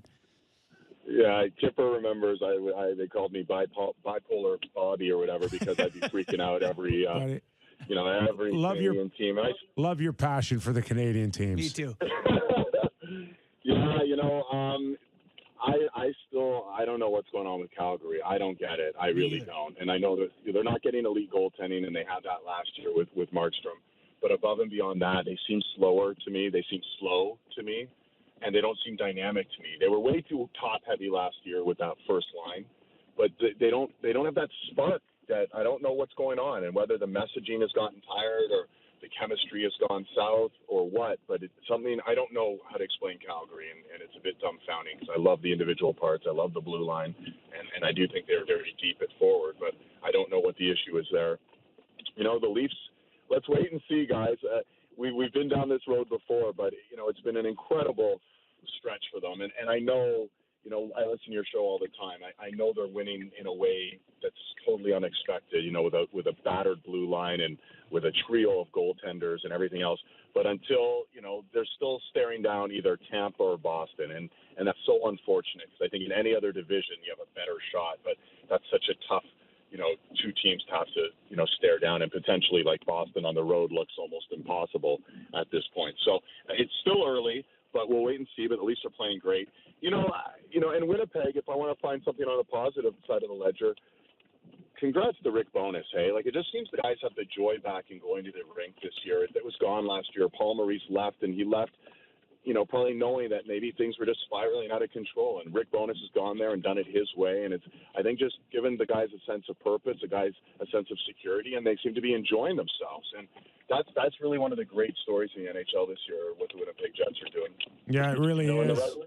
It is. And then the rest of it, we don't know. Like, this is the salary cap NHL, right? We could have 5 Canadian teams in the playoffs. We might have 2. Who the heck knows?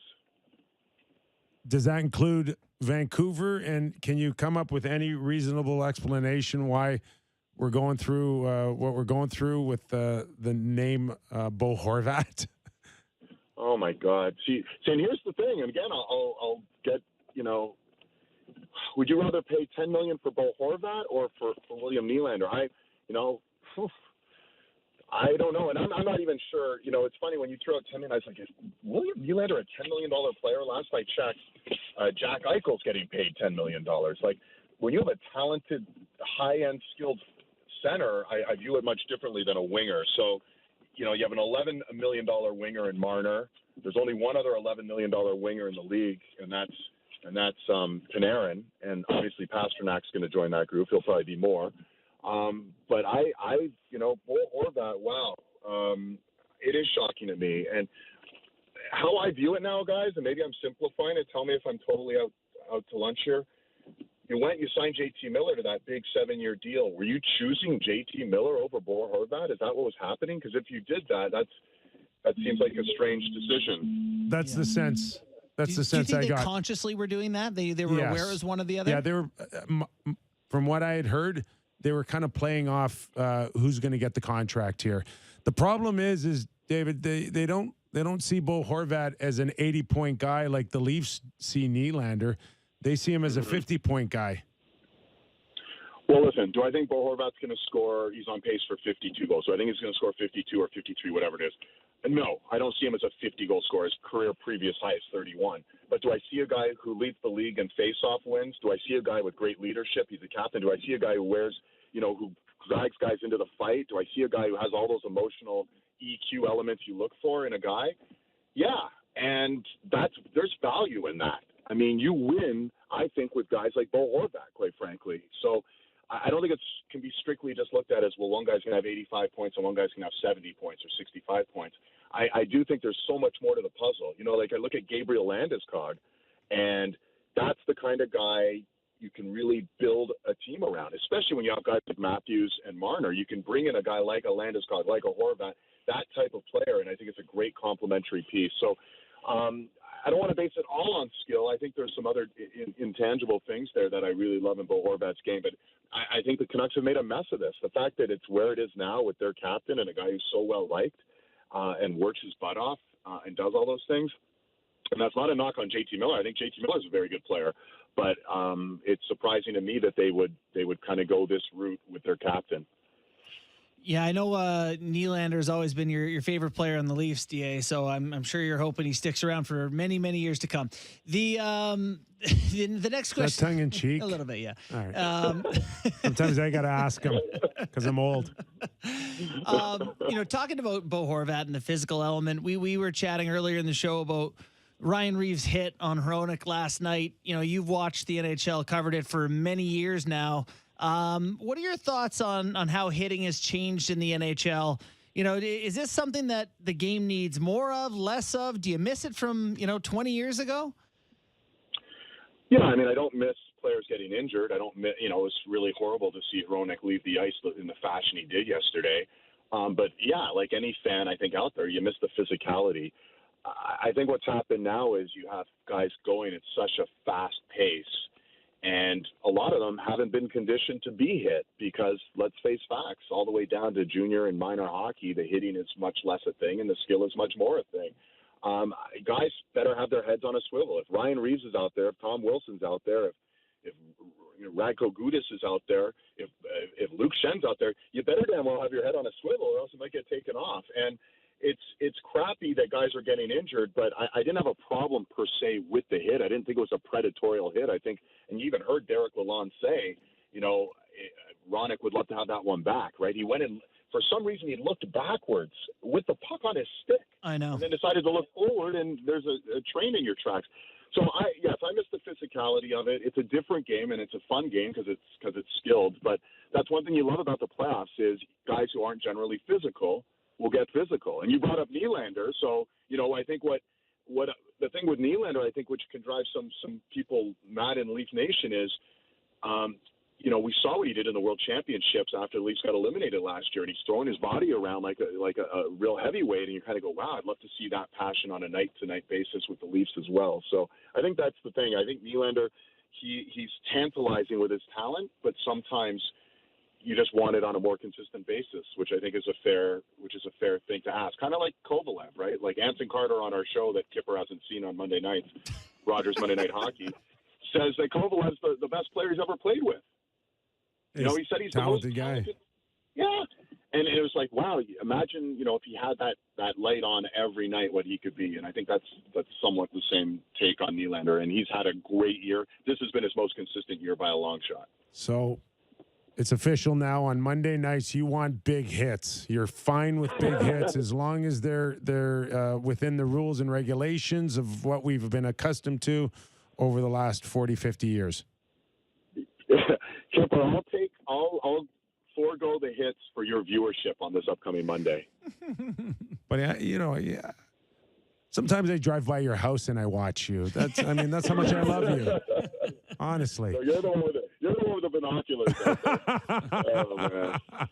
Hey, man. No, it's great. Don't be such a stranger on our show, okay?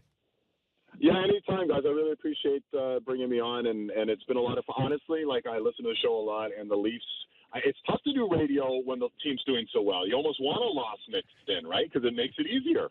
Not us. We can drum up our own business over here. Look at this guy. You trying to get me in trouble again? No, man, it's been fun to watch, and you know what? I hope Marner, how cool would it be if he can somehow get another 10, 15 games? I'm all for records getting broken, not just OV, but all these records. It would be so cool if somehow Marner can just keep this going for another few weeks, and we start talking about one of the greatest, point streaks in NHL history, which would be just awesome. So you're going from the OV prediction a few years ago to now Marner will break Gretzky's record of 51 consecutive games getting a point. I'm not saying that. I'm not saying that. I'm going to hold off on that one for a little bit. It's been cool to see him break it. I'll say it. He's breaking it. Before DA gets off, I want to make sure that he knows I'm not talking behind his back when I say that the OV 1000 thing is the most insane thing I've heard in a long time. That's not happening. I didn't want you to think I was talking about you behind your back, DA, because that's an insane thing to say. No, please stamp this show, because I had Doug and Elliot and Kelly Rudy and Nick all literally laugh in my face to the point I had to kind of leave with my tail between my legs when I brought it up. I think it was what you were wearing that night. That had nothing to do with what you said.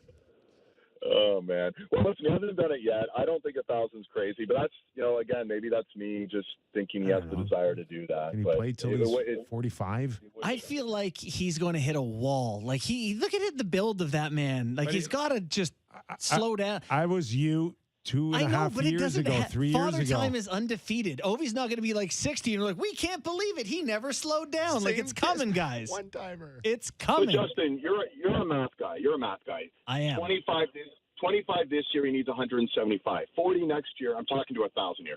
40 next year, he needs 135. He plays 5 more seasons. But listen, Dave, listen to the ease with which you're 40 next year, 40 goals at age, whatever he's going to be. It's a huge number.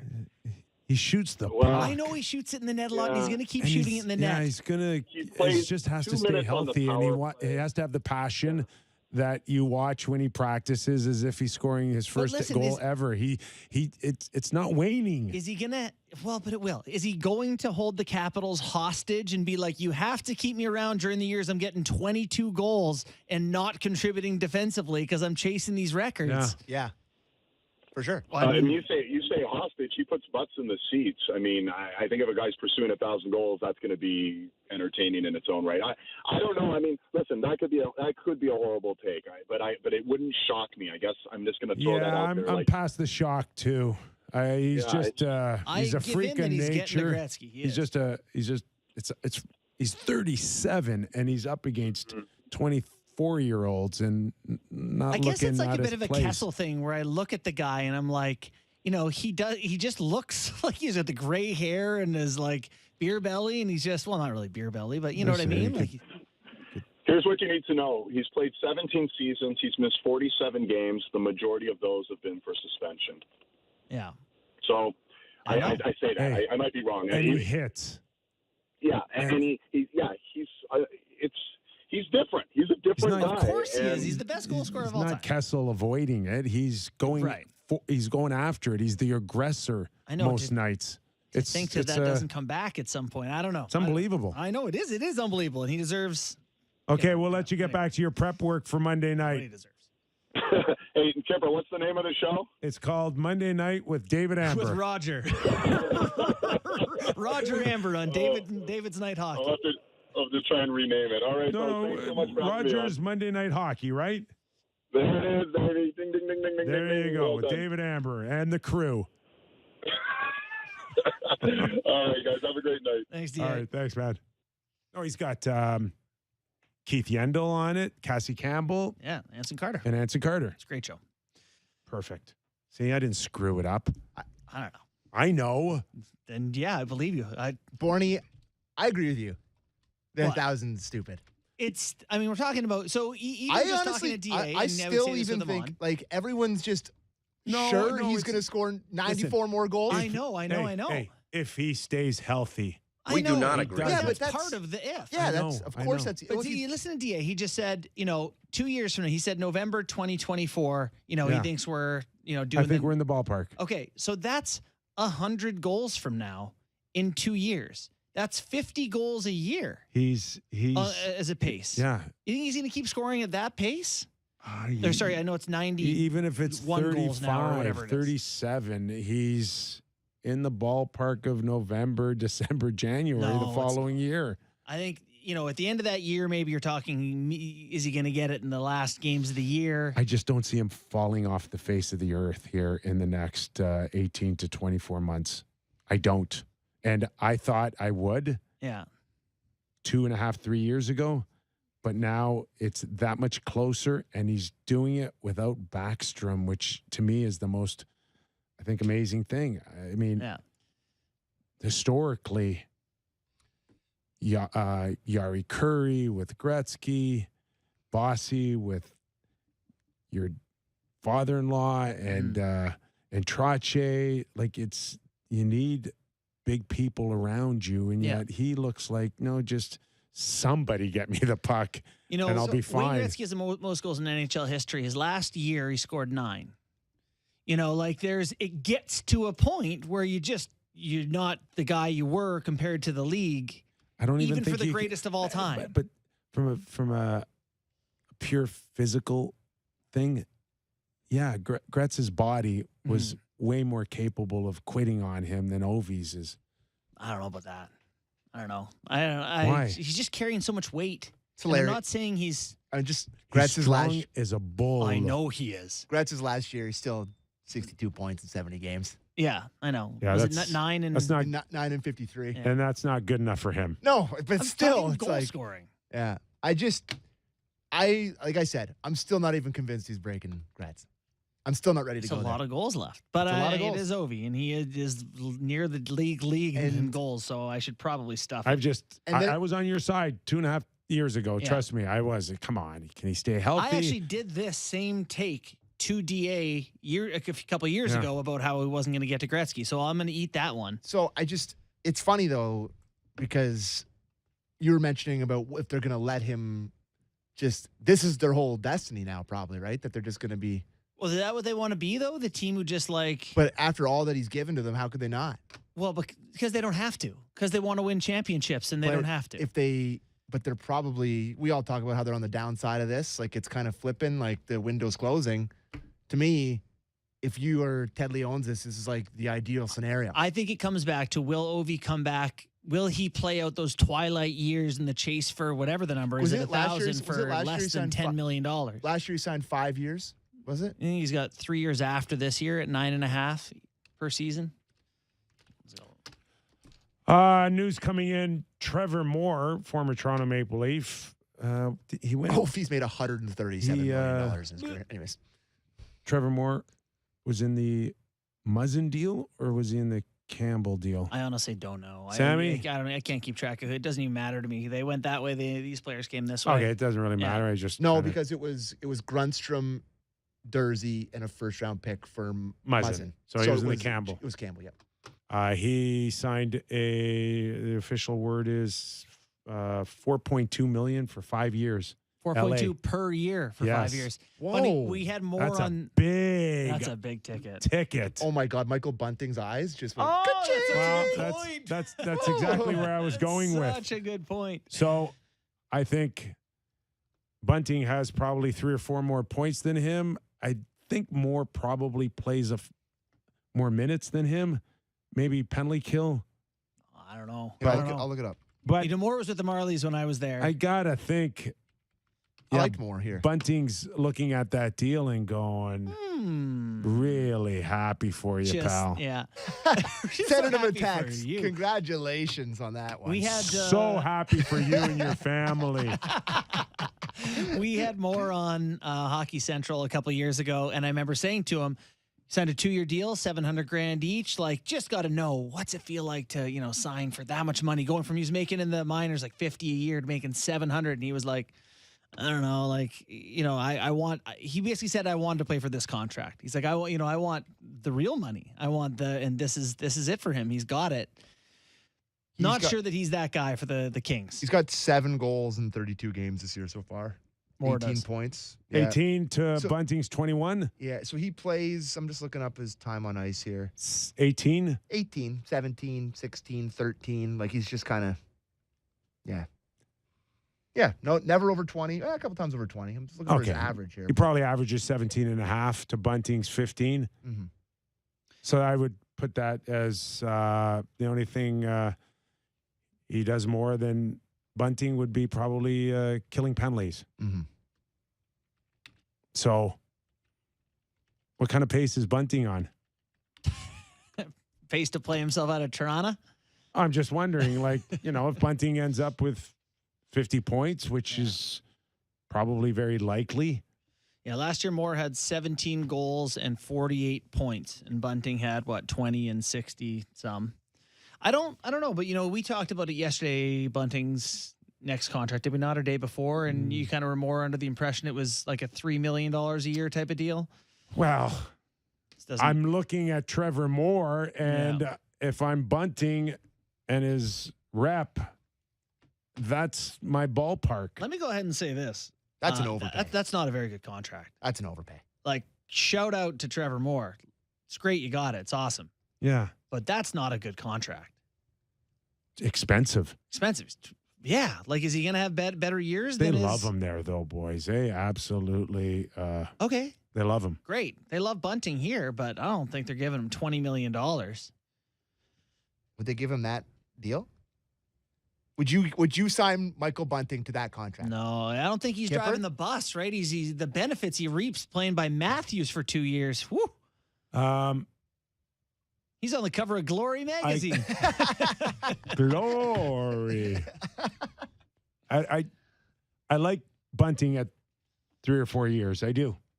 Sure. What do you think you're going to get him for? 2.5? 3.5 now. 3.5. I think 3 at 3. Give him the curve. 3 for 4 would be ideal, but that won't happen. Are you losing him at 3.5 to another team? Probably. Wouldn't you think? I do think the market here drives up prices for guys because it's just the names come up so much more, right? Publicly, you're well aware that Ilya Mikheyev does X, whereas you're not as aware that a player on some other team's third line does Y. Potentially why they were able to sign Michael Bunting for $900,000. See, the problem is what do you think you're going to replace him for to fill in 50 points? Mm-hmm. So it's... Yeah. You're going to go find another 750. You're going to go find another Bunting now to put up 100 points over 2 years for the grand total of $1.5 million. 1.8. Yeah. I don't know what he's making, 800 a year. Yeah, 900. It's hard. Yeah. It's hard. And I know Kyle's got a little bit of magic in that, but it's hard. Yeah, the finding inefficiencies is not an easy job, and people, those players don't exist out there. I mean, the odd one does, but not many. And I think Bunting's a better player today than what I saw a lot when he scored 61. I think he's smarter. Yeah. I think he's stronger. I think he's making better plays outside of that 6-foot radius in front of the net. I think he's starting to really understand that battles are won in key games anywhere within 6 feet off the wall. I'll say inside his blue line, outside the blue lines. He's making some nice plays for me. If I have a team and I'm missing a winger and they say, okay, there's Trevor Moore or Michael Bunting. Pick one for your hockey team. Picking Bunting. Agree. And I like Trevor Moore. I know, but to me, Bunting's responded 2 years in a row to the demotion, right? Because last year he got demoted too, where he started low and then he kind of worked his way back up into the lineup. He started high this year with Marners and Matthew because that line had so much success. And then he got put down on the fourth line. Remember, he put in the bottom six. And then ever since that kind of happened, he's flipped back into being what he was last year. So he's responded to it twice. He said a couple good. Like, he's really good right now. Yeah. Yes, really he is smart. And a little less drama. Yeah. I'm not seeing as much totally agree with that, actually. As woe is me, slow back up off his feet, the stare down to the official. That's kind of gotten cleaned up a little bit. Still here and there.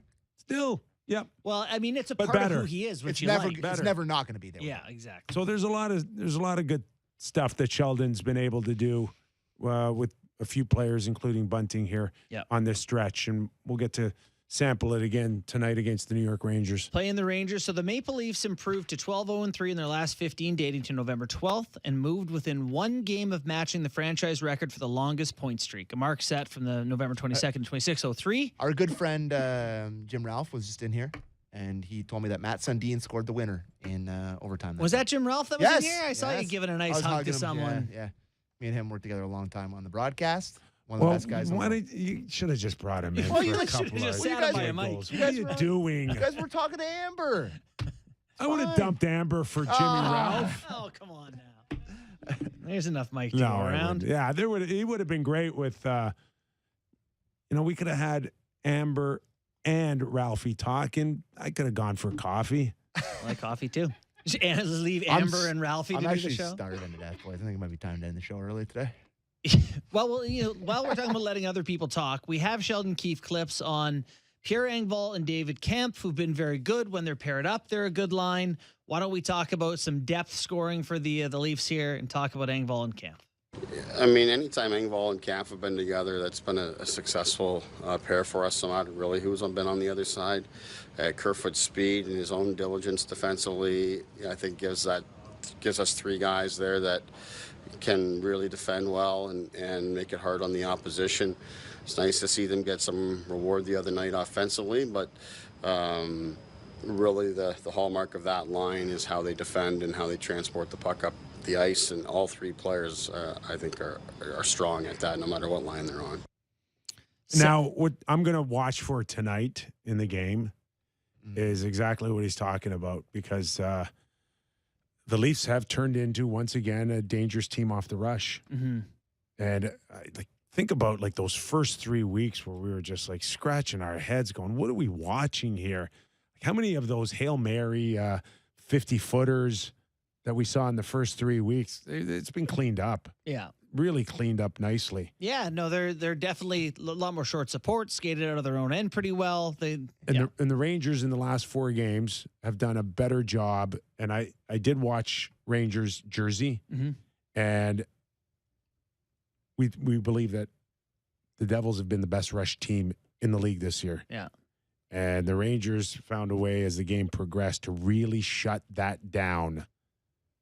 And I think if you look over the last 3 or 4 games, Colorado, Vegas, the Rangers, these wins, they've done a nice job of taking away rush chances here. So I'm really going to be intrigued to see what kind of room the Leafs have in the neutral zone tonight. Yeah, that's, and we really get a true sense of how the Leafs are going to look in playoffs, our expectations for them when they play teams like this, right? Because that's a much more accurate assessment of how playoff games look when you play teams that, clog it up through the middle of the ice and do the things the Rangers have been doing. A much better team than I think where their place is in the standings. I'm just pulling up their rush stats here for you, Kyper. Oh, you have rush stats? I do. Cool. Yeah, the old. I don't know about. He's got a million web pages here. I wouldn't know where to look for any of this stuff. Honestly, that's my favorite. I'll be like, Bourne, can you look this up for me? He's like, no problem. Click, click, click, click, click. Push my glasses up my nose. Pocket Protector. Yeah. protector. Yeah, they are a team who has given up rush chances this year, but better in their last 5 games. So seem to be tightening things up. Yeah. The Leafs, by the way, are good at just about everything except rush chances against. They give up quite a few rush chances still. So I don't know that I've seen that as much lately. Actually, in last 5 games, they've been better. All right. Too, so What else? We got a couple minutes here. Also on my itinerary. Yes.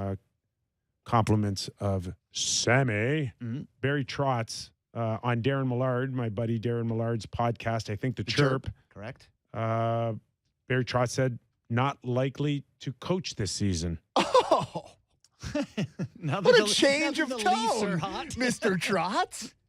What a change of tone. So, did you watch or listen to this? I I've just not read the heard- quotes. Oh, you just read the quotes. Yeah. Was there a reason why? Did he give Not a really. reason Just- why? No, it's funny to me. I just put it in there because, yeah, there's a reason why. Because the Leafs are red hot, and he wants to coach the Leafs. That job is not opening up anytime soon. Yeah. Unless they lose in playoffs. Yeah. Do you want me to read it to you, or do you care? Well, there's more to it. Well, I know I can read you the quotes from the clip if you want. I'd love it. Okay, I'm just pulling it up here. Well, Okay. while we're doing that, do you want a Riley update, or do you not want the Riley update? Do you want to know what's I going will on with save him? Riley All right, tomorrow. we'll save him. All right. He's not playing anytime soon. Here's the update. He's skating. He's Okay. not, or he's ready to skate. He's not going to play anytime soon. So generally, that means 7 to 10 days. Yeah, I think in the new year you'll see Riley. As soon as I'm deciding. There's a couple teams that reached out to me, and I said I'm not there yet. I'm probably going to take the rest of the year off and see where I am. It's still a part of me, but I'm continuing to stay true to myself and my family right now. So there you go. That's nice. So the difference between likely and just not to coach this season is an offer I can't refuse. Yeah, Bingo. the job hasn't come up. Right? It's like every boxer or UFC fighter who retires until someone pays them a boatload. Yes. Yeah. Oh, I'm retired. I'm not looking for anything. So Tom it's gonna Brady cost did. to- Tom yeah. Brady. Yeah. It's going to cost a lot to get me to come play Yeah. or to come coach. 60. It's always the smart stance to take. What are you not likely to do in the next little while? I'm not likely to come back and play at my age at 56. You don't think so? What are you not likely to do? I'm not likely to write another book anytime soon. That was a lot of work. Leafs talk tonight, me and Bourne, after the final whistle. Oh, you guys will have a lot tonight. I can't wait. It'll be a great game. I love watching And games. it'll be a at great MSG. show. Not as good as this one, Nearly. but it'll be okay. Thanks, Kippy. All right. Appreciate it. Fast 2 hours, everyone. We really appreciate you being around for all of it. Our thanks to Mark Messier, David Amber, and Luke Fox Good show. from Sportsnet.ca. Stay safe, everyone. We're back again tomorrow to wrap up Rangers and the Leafs.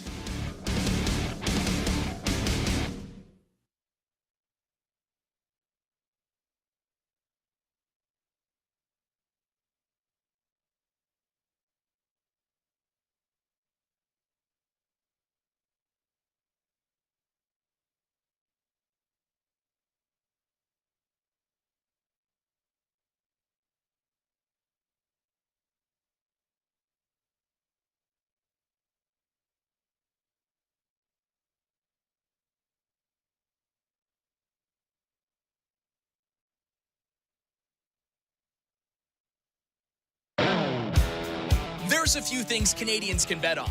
Want to bet that even though it's getting cooler outside, for sports fans, the temperature is rising. Want to bet that when the puck drops, Canadians are all in? Know what